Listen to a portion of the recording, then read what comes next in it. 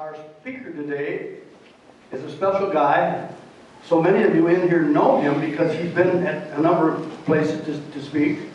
He was in the 82nd Airborne Division. He's written a book. Clement, you covered it up. It's right there, on the top. Oh, Got it right out there for you. thank you, Clement. Good man. Blood in our boots. He bailed out of a C-47, Sicily. He was in the Airborne. 25 guys that were in that aircraft with him didn't make it. The Germans captured him. He was a POW, and he's one heck of a guy. He's here today with Bonnie Berger, and they live in the same residence. And Ed, Haider, get up here and tell us the rest of the story. Just give him a hand.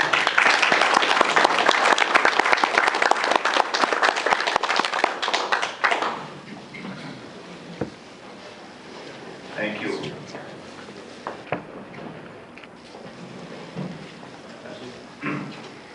I appreciate the very nice lunch you people provided.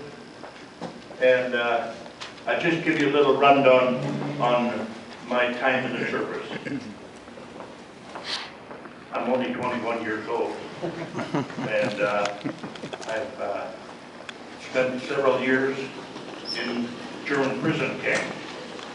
But I will start at the beginning, if you don't mind.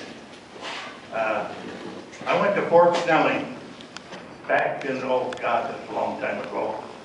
And on the way out there, I said several Our Fathers that I'd pass and get inducted.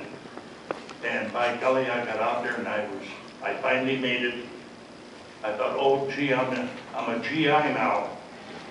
They said, okay, go to the next room and get your uniform. So I went to the next room and got my uniform. And by golly, the only thing that fit decent was the cap. And it took me several days to get squared around and get the uniform to fit. Anyway, I spent a little time at Fort Wheeler, Camp Wheeler, Fort Benning, Fort Bragg. Fort Benning, I learned how to parachute. What a stupid thing that was. Anyway, I made 39 jumps. The first one was scary as a dickens, and the last one was scary as a dickens. So there was no change. On my third jump, I broke both legs. What a klutz. And I spent about a month and a half rehabilitating, trying to get the legs back in shape. I could have gotten out of the outfit, but I chose the paratroopers. So I wasn't going to let them down. After about a month and a half, the colonel called me and he says, you know, you can get out of this outfit if you want to. I didn't listen to him very well because I didn't get out. And he said, get up on this footstool. I got up on a little footstool. I thought, this guy's a little wacky. And he said, jump to the floor. I jumped to the floor. I thought, well, he is wacky. He said, oh, you'll make it fine. Go back to your unit, he says, now. Perform well. Well, we got to North Africa. And among other things, we found out that the Arabs were just terrible thieves. And by golly, they sold anything they had. They had tomatoes and cucumbers and peppers in their little baskets on their arm. And we bought that stuff from them. We ran out of good things to sell them, like mattress covers. And of course, we only each had one. We sold all our mattress covers. And one day I thought, by golly, they'll buy anything. So I went through my duffel bag and I found a pair of long underwear, the olive drab type, and a pair of 4 buckle overshoes. And mind you, the temperature over there is about 130. hotter than blazes. So one day I wrapped up that pair of long underwear, overshoes under my arm, and out I went. There they were standing out there in a long line. And I unfolded that long underwear, and they started fighting over it. And by golly, I sold it. When I threw the overshoes in as a surprise. By golly, the next morning, there they were out there again with all their wares. And lo and behold, in the middle of the line was this Hoosier standing there in the long underwear and overshoes. We'd have given $1,000 for a camera. That was really a sight. Well, we practiced over in North Africa, mostly at night because of the heat. One day they said to us, we're going to make the invasion. Oh, great. Where? No, we're not telling you until your plane is in the air. So we waited till the following night when we loaded up, got in the air. He says, we're going to invade Sicily. Sicily? We said, where the hell is Sicily? Somebody said, that's the toe of Italy. Oh, the Germans are waiting there for us. Give us a big welcome. We took off and we flew into Italy, into Sicily. Oh my God, we knew the minute we touched the island of Sicily, we knew we were there. All hell broke loose. They shot everything at us but the doggone cannon itself. And we flew in, we were on the third airplane. And we got the green light. My God, we looked back and the floor is covered with bodies. 3 of us got out of that airplane out of 28. When our parachutes opened, our feet were scratching the grass. We were really low. Our motor was on fire. The plane was just chock full of holes. Well, we got down on the ground and the 3 of us found each other. And we started moving, dark as pitch. And every little while we'd run into a skirmish of soldiers, German. And we kept moving. And about on the 4th or 5th day, we found one of our old equipment bundles. Each plane had an equipment bundle under it to carry your heavy stuff. And we found a bazooka. For those of you who don't know what a bazooka is, it's a big piece of rain pipe. It looked like a piece of rain pipe. And one round of ammunition. Well, we carried that. We carried it for 4 or 5 days. And one day we said to each other, one more day and we're throwing this thing in a ditch. Well, we didn't have anything real big to fire it on. Till one evening, we came across a tarmac with one German fighter plane on it. Oh my word. We thought this is a treasure. We backed up and let one round go that we had into the engine, and that whole airplane just about blew up.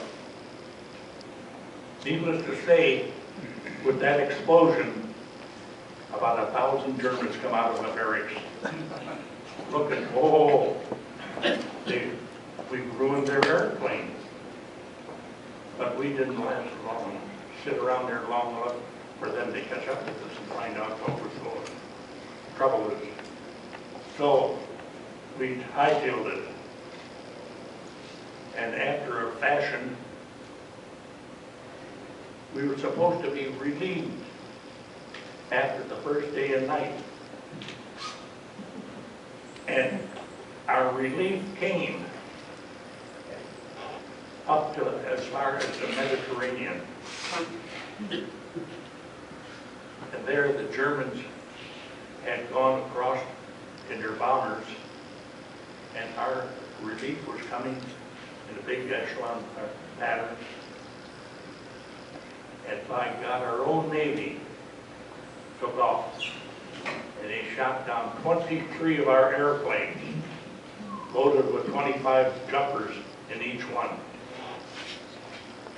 Put them down, right down into the Mediterranean. That was our relief. No more relief, no more ammo. About the 9th or 10th day, they zeroed artillery in on us. And, oh my goodness, I didn't know they had so much artillery. I got hit in the back. I got hit in the butt with machine guns. And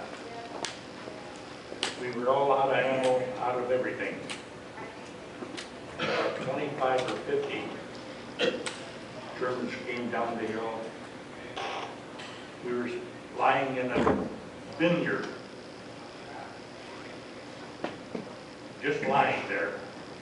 And the Germans came up to us, and I can still see that one German sergeant, he stuck his rifle right in my ear.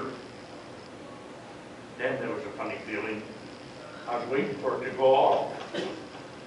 But the sergeant says to the captain, should we shoot him now? Talking German.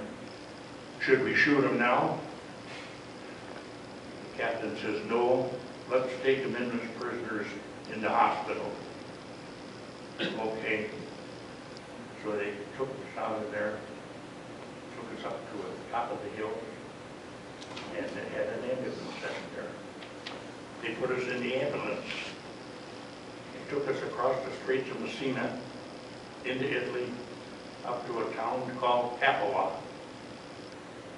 There was a little camp there, a little hospital they called it. All it was is 4 beds, canvas cots for bedding. And German medic said, you are very fortunate. He had a little translation book. He said, I said to him, why am I fortunate? He says, American doctor is here. He'll take care of you. He'll operate on you. Oh, I thought, geez, this isn't so bad as that. So I got in there. He helped me out of the ambulance. And he asked if I smoked. I said, yeah, but I have no cigarettes. He put a cigarette in my mouth and lit it. I thought, well, this guy is okay. And he said, here, he says, have another one. He put that one in my pocket for later. Well, I went into the little hospital there, and the doctor says, we will take care of you right away. It was midnight, and all he had for a light was a bean can and a candle. He said, I don't have much light, but he says, we'll do whatever we have. So he washed off my back. He said, the Germans gave me a wash basin and an operating knife. Oh, I said, gee, they were very kind. And so I laid there and he washed off my back. And he says, Red, bring in the anesthetic. Red says, okay, Doc. Boy, waiting. And pretty soon I heard a lot of footsteps. I kind of looked up. Geez, here comes 4 guys, 4 GIs. And the one guy leaned over and he says, where's the anesthetic? Oh boy, what am I in for? So pretty soon he says, doctor says, okay boys, we're ready. And they all four, one on each arm, one on each leg. And the doctor sunk that knife in my back, and I said, oh, I wouldn't repeat it. I called him everything but a doctor. And he said, by golly, I know it hurts. No, I said, you don't know how it hurts. After a while, I apologized to him. He did the best he could with what he had. And I laid there for about 4 days in that little cot. And one day, the SS came in. And the SS in Germany wore black uniforms. And they went to some college called Mn. I think they were the meanest guys I've ever seen. 2 of them were there. They looked like twins, 6'6".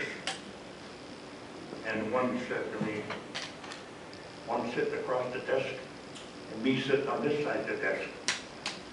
He pulled the drawer open, pulled out a package. And by God, he had a sandwich in there. He offered me a half a sandwich. I said, no, I'm not hungry, I'm sick. All I gave him my name, rank, and serial number. And he says, what plane were you on? What was your target? Where were you going? Well, everything. Every time he asked that, I gave my name, rank, and serial number. He pulled out his pistol. And he said, one more time, you SOB. He called me an SOB about 700 times. He says, one more time and I'm going to blow your SOB head off. So he asked me some more questions and I kept saying my name, rank, and serial number. What is General Ridgway doing? I says, how in the hell would I know what a general's doing? I'm just a sergeant. Oh. Okay, he says, told his partner, he says, teach him a lesson. He took a black snake whip off of the wall and he stroked me 4 times with that whip, and every time he did it, he cut it wide open, the blood run out. He says, that's enough. So he said, you're going to go out, you're going to go into the shed for the night. And the shed was full of lice and fleas. And boy, let me tell you, they be a nuisance. We sat in that shed on a little old canvas cot, no windows, just a door. And he said, you can, when you got something to say, turn the knob. The guard will come and open the door. So I waited here and I was scratching and killing fleas and flies. Boy, it was terrible in there. And I turned the knob, and the guard opened the door.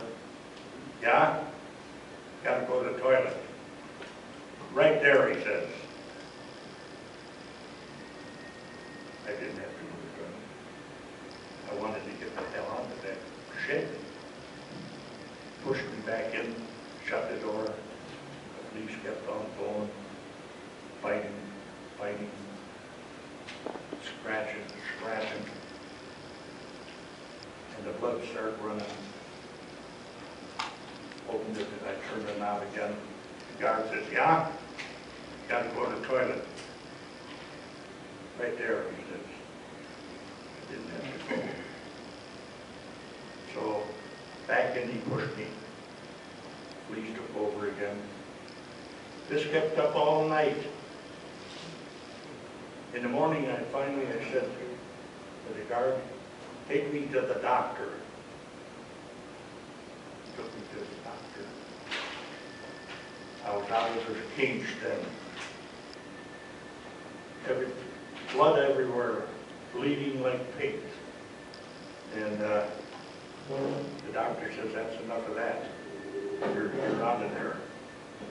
He says, you're not the only one in there. He says, there's many more in there. Well, we finally got loaded, began loading on the box, in the trucks to take us to the boxcar.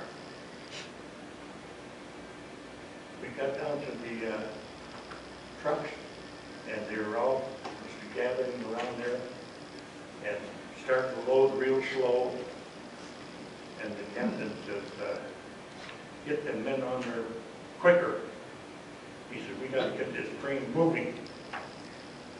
While we were standing there trying to get on, the captain grabbed the guard's rifle and he started swinging that damn thing like he was crazy. He hit me in the neck and broke it. Well, I went down on my hands and knees, and two guys helped me up. I said, point me to the captain. I'm going to spit in his face. Oh, God, no. They said, he'll shoot you just sure as God made you. So they pushed me in the boxcar. Well, in the boxcar was a slit opening. And after the train got moving, it was in August, hotter than blazes. 80 men in that boxcar were normally held 40, and 40 was crowded. We got on the train and started moving. Every time that train stopped, which was a number about 50 stops, I shouted out the window, out that little slit, guard, can we have drinking water? I hollered out in German. He'd look up, he'd go, spit and keep on walking. 5 days and 5 nights, no drinking water, no food. And on the fifth day, we stopped. And I hollered out again, Bachman, do we have drinking water? And all of a sudden, who's standing there but this German medic that gave me the cigarette? He looked up and he says, what are you doing in there? I said, they put me in there. You don't belong in there. They put me in there. He says, come over by the door. He told the guard, open that door. The guard opened the door. He says, come out. I came out. And I told him, I said, we haven't had water or food for 5 days and 5 nights. He couldn't believe me. There was a pump, water pump, just a little ways away there. He marched me over there, and he started pumping. He says, wash your face and hands. And I told him, I said, the fellows back here are dying because there is no water or food. They formed the bucket brigade. Those guys really enjoyed that. Well, from then on, we went to Stalag 2B, our final destination. After we got established in the 2B, we were working daylight to dark. Every time the bombers came over, you guys really did a hell of a job. Boy, oh boy, they did. The rubbish get hauled away. We were working until we got everything cleaned up. We said, I don't know about that 8th Air Force. Boy, they really can blow the buildings apart. Anyway, we got them all cleaned up. Back we go to the barracks. after a couple of months of cleaning up the mess, we got chosen, 28 of us got chosen to go out on a work detail. They called them commando. We walked from Stalag 2B to this commando, about 15 miles. When we got there, we were pretty tired. They put us in a pigsty, an honest to God pigsty. First time in my life I ever saw one. That night, there were 2 big long shelves, boards. That was our bed, laid right next to each other. 2 men to a blanket. We laid there. All of a sudden, after lying there for a few minutes, we felt,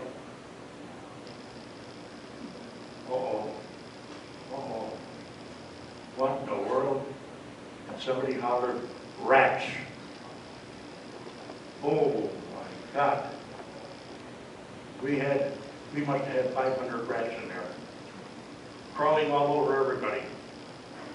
We throw wood, shoes, everything we could to scare them off.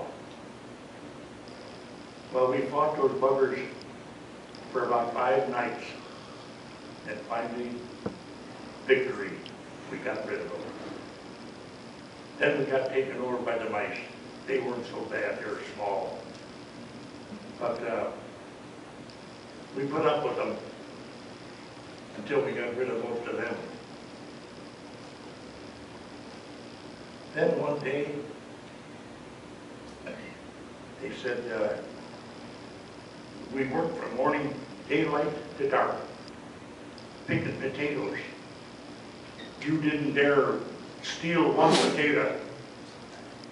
If you did it, the curtains.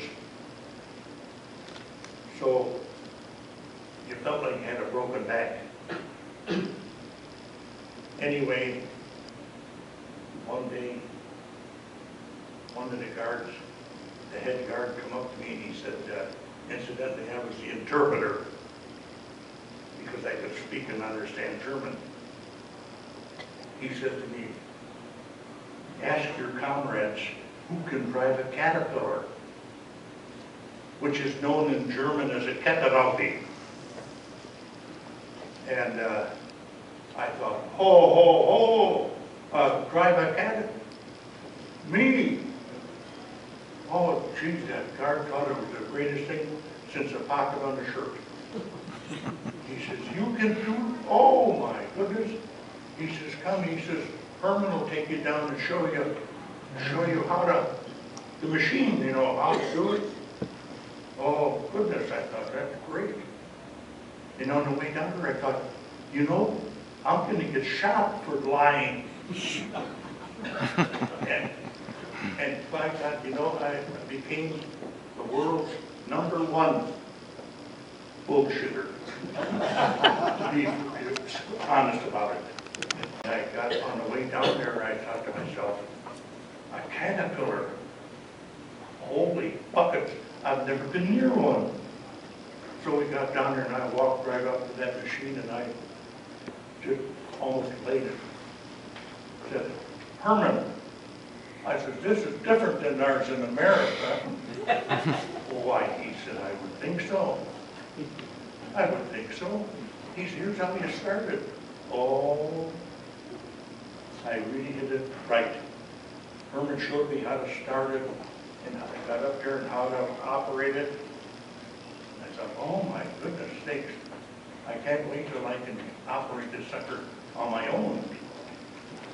So the next morning, down I went to the shop, got on my machine, and thought, oh, for goodness sakes, I got it started. I said, now I hope I can get it to move. And I operated it away a little. Pretty soon I got it to move. And out of the shed I drove it. Oh my God, you should have heard those guys that when they saw me come out with that machine. I wouldn't dare repeat it. Anyway, they said, when is it our turn? Oh, no, I said, you gotta be experienced on this. So, anyway, I had the job for several days. And finally, we put the machine away. And I said one morning to the guard, the head guard, you know, I said, today I'm gonna die. He looked at me and he says, you're gonna die? Why are you gonna die? We need you to work. And I says, yeah, look at, my face was all swollen. I had a bad tooth. And he says, just a minute. He went over and he talked to all the guards. Finally, Herman said he volunteered to take me. Okay, next morning, Herman and I hoofing it up the highway, 17 miles to the next town. We got up there to the doctor's office, walked in, and the guard said to him, doctor, watch him, he can understand and talk German. Oh, that's all that doctor had to hear. He said to the guard, you wait back there in that waiting room, I'll take care of him in here. So, my gosh, no more than the guard was out of earshot. He said, I have relatives in America. And I thought, now my German has to really come in handy. I says, you do? Where? He said, Chicago. Oh my God. Now the BS gone. I said, Chicago? I live right there. I live right there. Oh my God, his eyes lit up. I said, what's your name? I might know him. And he told me some name. I went, oh no. Oh my God. I fell over and everything. I says, I think I know him. I says, they live on the end of our block. They live on that end, I live on this end. I know him. Oh my God. Tears came to his eyes to think that I knew his relatives. Oh my God. That was great. And he says to the girl that was standing there pumping his drill, she was standing there, the drill wasn't even moving. He says, pump, pump. So she pumped a little, he cranked a little bit of my tooth. He says, you got to come back next week. He wanted to talk more about his cousins. I said, well, hey, don't tell me. Tell the guard. He's the guy.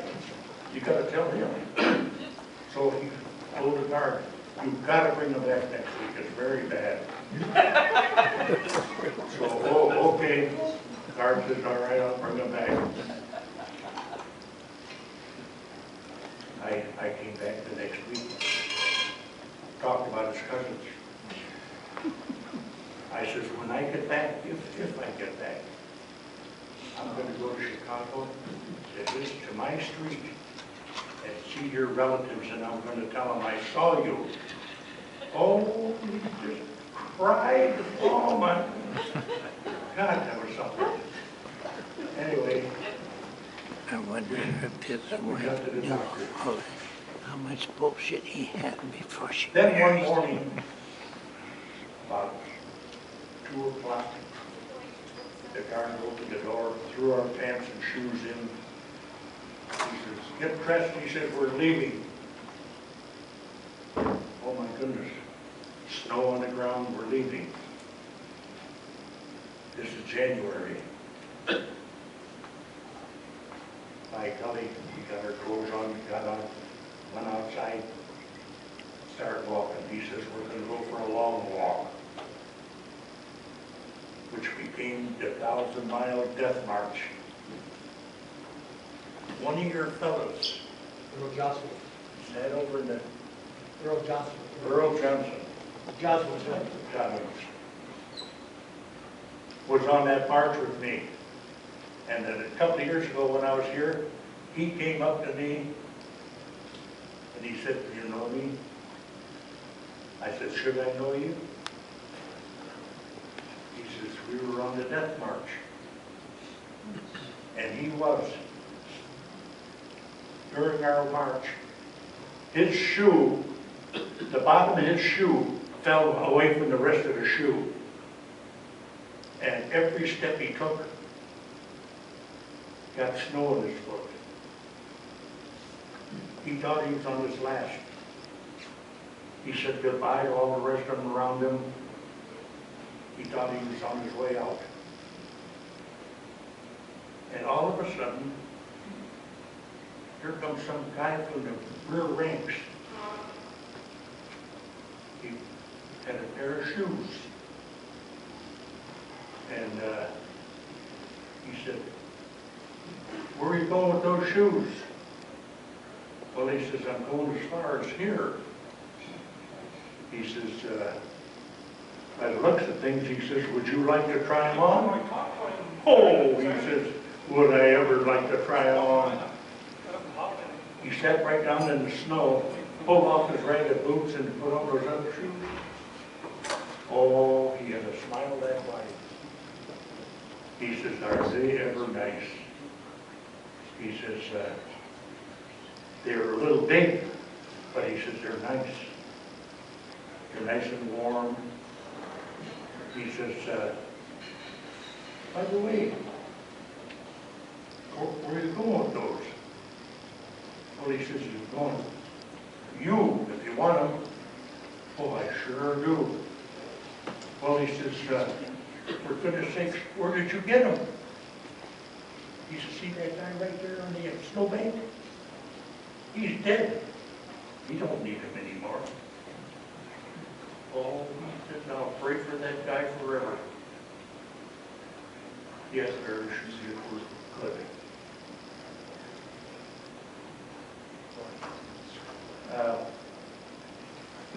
We kept on marching for 1,000 miles. We came out of Tattoo, we went all the way around the whole state, the whole country, up to the Baltic Sea, to a place called Hildesheim, Deppenstorf.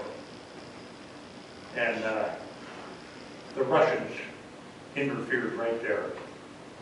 The Russians were following us, started shelling us, and the Germans took off. We looked around and we said, "You know, we're free. We're free as a bird." And by golly, the Russians said, they said, "We're back to bring all your comrades up. We'll feed you." So when we started moving up through across this field, we were just about in the middle of the field when about 25 B-25 bombers, airplanes came over and started shelling us. They blew the legs off of several of the guys, blew the heck out of everybody. They didn't know we were Americans. They thought we were a bunch of ragged Germans going across.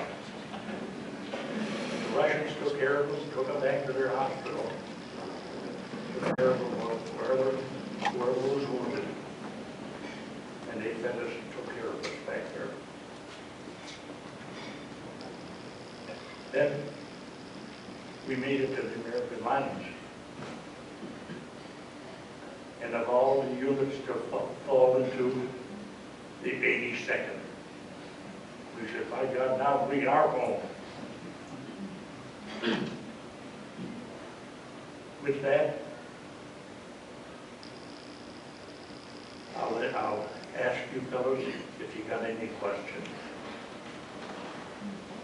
Anyone?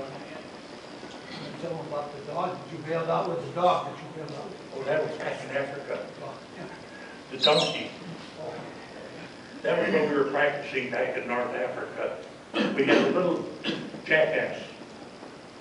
And we thought one day he'd be a good candidate to go along with us to carry all the heavy stuff. So we had the riggers make a harness and a parachute for him. By golly, the commander says, "You fellas gonna jump beanie? You three, you guys better go up with him." So 3 of us went up with him. We made a bad mistake. We forgot to blindfold him. And Beanie was up in the plane, he was just shaking, and we shoved him out the door. Oh, he was coming down just as nice. His parachute opened, had his goggles on. And by God, when he saw that ground coming up real fast, he stiffened his little legs. And you know the results of that. They all broke. So we had to do the next best thing. Shot Beanie. He's in our book. And incidentally, if you fellows would like to buy a book, I got a bunch of books here. $10 a piece. Any questions? Which country? Yes. Which country were you in Africa? What? Which country were you in Africa? Tunisia? What country were you in Africa? What country were they in? In Africa. In Africa, in Tunisia, French Morocco. Yes. First off, I really enjoyed your story, and I want to buy one of your books. But I have a question out of curiosity. Where did you learn to speak German? And a follow-on, when you were in Germany, in the POW camp, were there many Germans that spoke English? No. They spoke German, and what they didn't know, they beat you over the head with their rifle. I learned how to speak German. My mother passed away when I was in the 4th grade. And we begged my father to move Grandma in with us.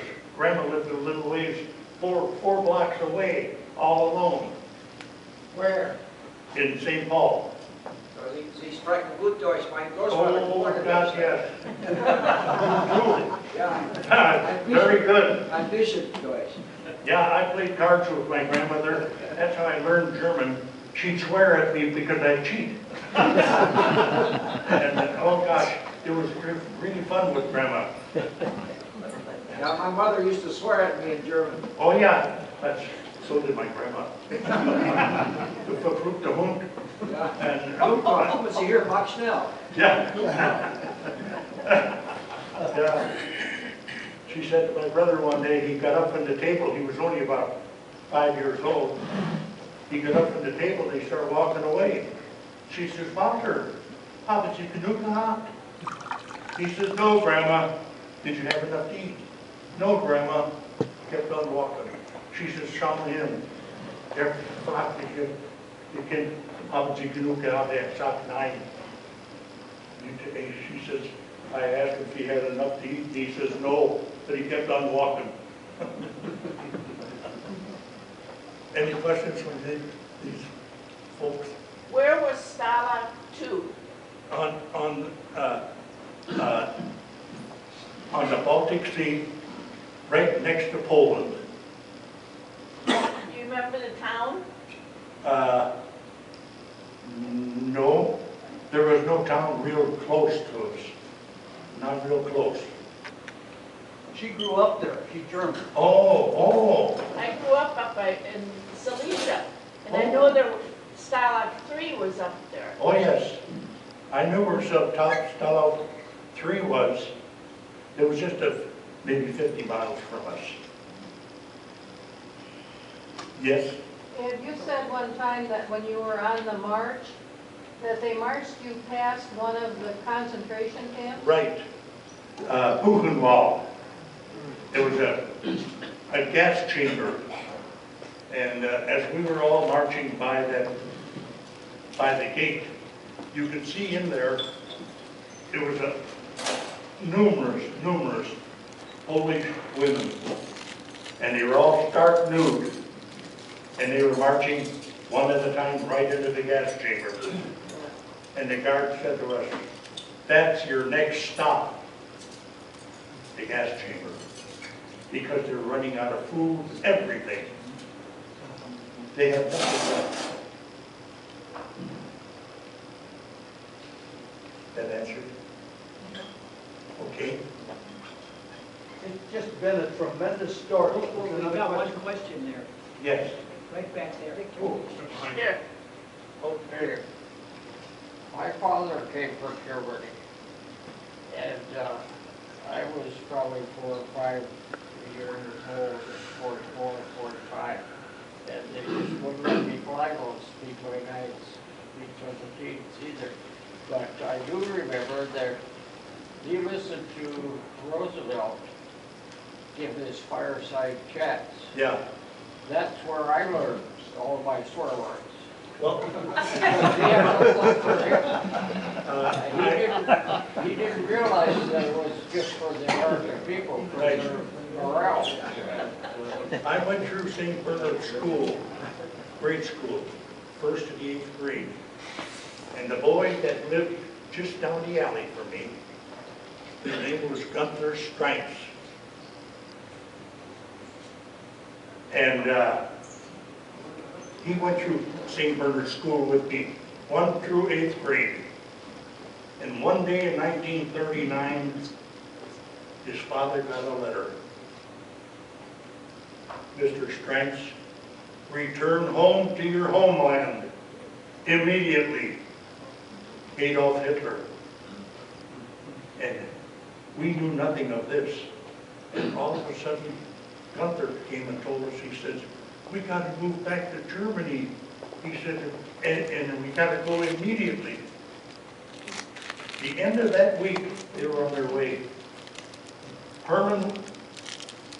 Gunther went into the Air Force, not the 8th Air Force. I imagine you guys might have seen him. His father went in as a machine gunner in the infantry. And we got one letter that they were both established over back in Germany. And one day on Rice Street in St. Paul, there was a family who had a filling station. Their name was Churchill. And by gosh, they went in the Navy. And one day, one of the Churchill boys was in Casablanca on a ship. They were loading German prisoners to take them back to America, to a prison camp. And one of the boys in there went Gunther Stripes. They said they were so shocked, they didn't know whether to take Herman or Gunther and drown him or just let him go. But they never saw him again. No one did. So they were prisoners of the Americans, and after living here for years. You know, on behalf of all of us, we want to thank you for your presentation, and we want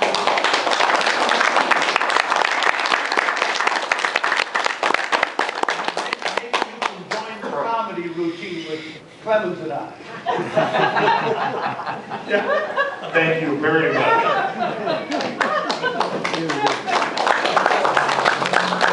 Thank you.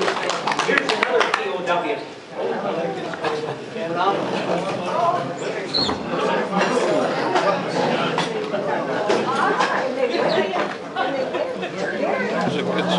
Yeah, he was. Great story. Good stuff too.